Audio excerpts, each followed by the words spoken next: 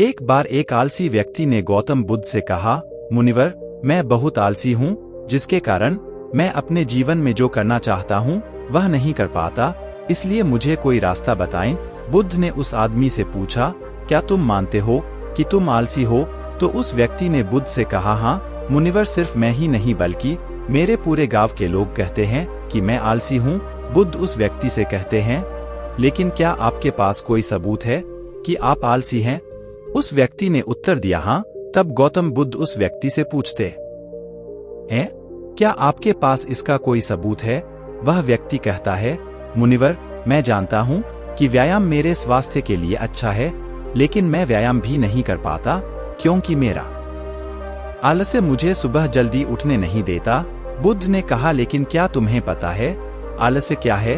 उस व्यक्ति ने कहा, मुझे नहीं पता कि आलस्य क्या है, लेकिन जो भी है वह बहुत बुरा है।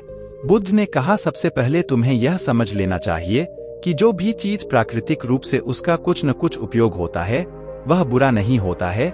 आलस्य एक भावना है, यह एक विचार है जो हम अनजाने में खुद से पैदा करते हैं। आदमी ने पूछा, लेकिन यह कैसे है मुनिवर? तो बुद्ध ने कहा कि आलस्य पैदा होता है, इसके दो कारण हैं, पहला शारीरिक और दूसरा मानसिक।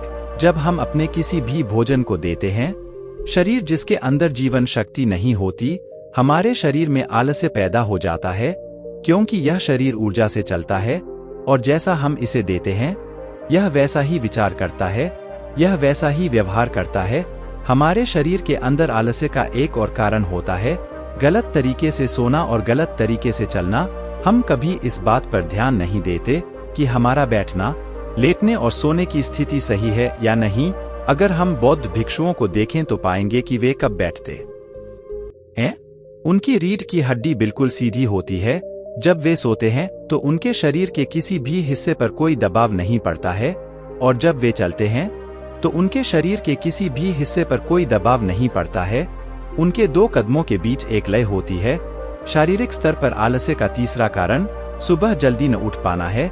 यह सुनकर व्यक्ति कहता है, हाँ मुनिवर, मैं सुबह जल्दी नहीं उठ पाता। यह सुनकर बुद्ध मुस्कुरा देते हैं और कहते हैं कि आप सुबह जल्दी उठ सकते हैं जब आप रात को सोने का सही समय निर्धारित करते हैं।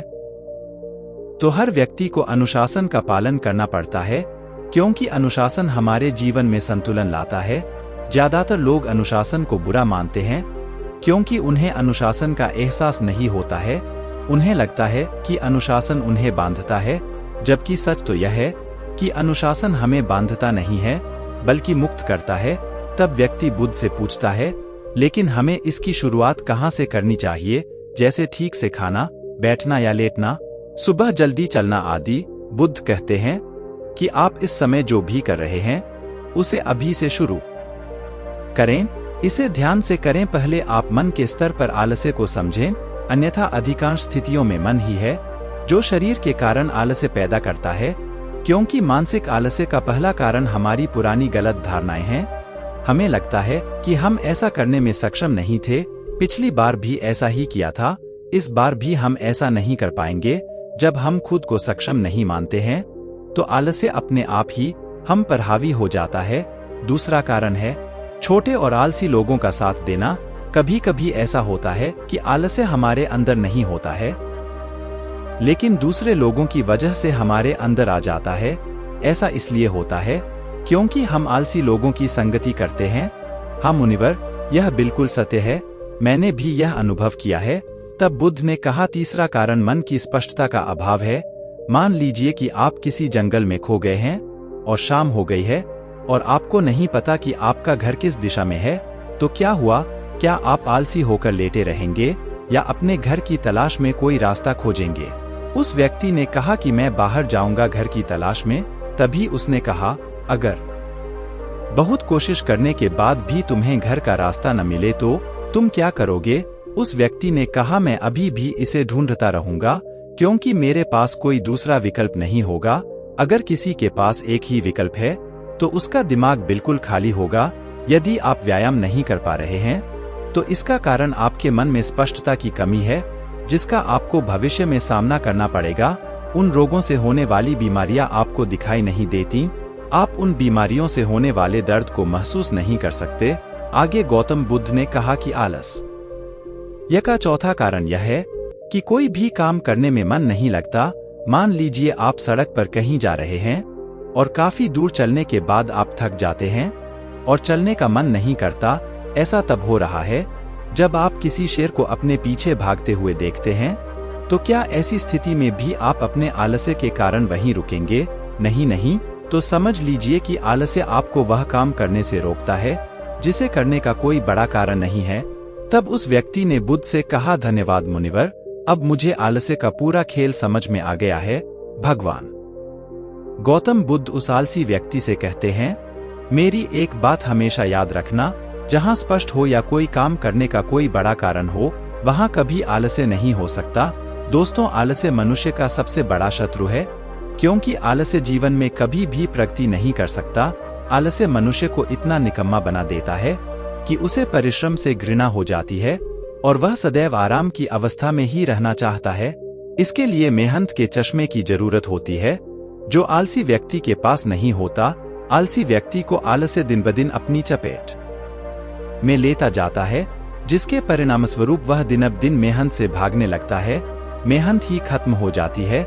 शत्रु ने आलस्य से कहा, नमक सिर्फ दोस्त हो सकता है, इसके अलावा इसे खत्म करने का कोई रास्ता नहीं है। मेहनत से दोस्ती करने के बाद यह दुश्मन अपने आप खत्म हो जाता है। मेहनत ही सफलता की कुंजी है। इस बात को केवल एक मेहनती व्यक्ति ही समझ सकता है, क्योंकि वह कड़ी मेहनत के महत्व को अच्छी तरह से जानता है।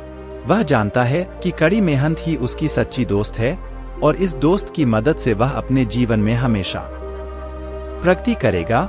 वह उस काम को छोड़ने की बजाय दोबारा और अधिक मेहनत से प्रयास करता है और तब तक कोशिश करता है जब तक वह उस काम को करने में सफल नहीं हो जाता। और इसके विपरीत आलसी व्यक्ति किसी छोटे से काम को करने की कोशिश करता है। इंसान को दूसरे लोगों की भी जरूरत होती है, क्योंकि वह आलस्य के जाल में इस तरह फंस चुका है कि उसे बस आराम की जरूरत है। यानी वह अपने कंफर्ट जोन से बाहर नहीं आना चाहेगा, रुकावट नहीं चाहता और अपनी पूरी जिंदगी ऐसे ही गुजारना चाहता है। दोस्तों, आलसी व्यक्ति कभी भी न तो मेहनत का महत्व समझ पाता है और न ही समय का महत्व। इसके कारण वह अपना पूरा जीवन बर्बाद कर देता है और अंत में उसके पास पछताने के अलावा कुछ नहीं बचता है।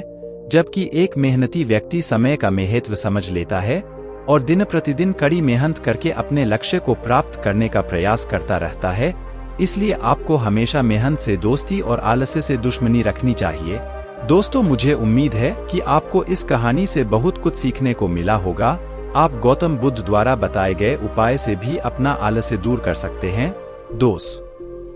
तो आपको यह कहानी कैसी लगी, कृपया हमें कमेंट बॉक्स में कमेंट करके जरूर बताएं।